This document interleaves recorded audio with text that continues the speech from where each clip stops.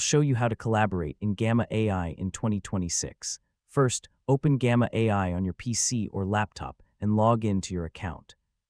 From your Gamma workspace, find the presentation or project you want to work on with other people and open it.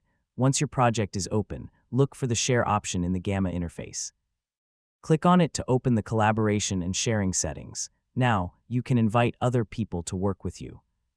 If Gamma provides an option to invite collaborators by email, enter the email addresses of the people you want to add to the project.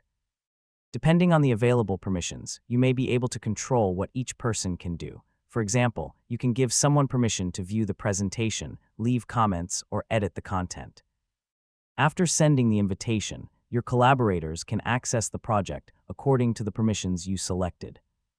Working together can be useful when creating presentations for business meetings, school projects, team reports, marketing campaigns, or other group projects.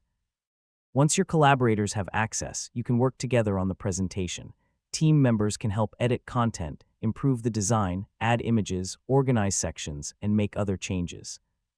If commenting or feedback features are available, collaborators can also use them to suggest improvements or discuss specific parts of the presentation. When collaborating, it's a good idea to communicate with your team and decide who will handle different sections.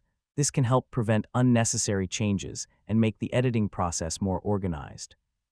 Before sharing the final presentation, review the entire project and make sure all changes are correct. Also check the sharing permissions so only the intended people have access. And that's how you can collaborate in Gamma AI in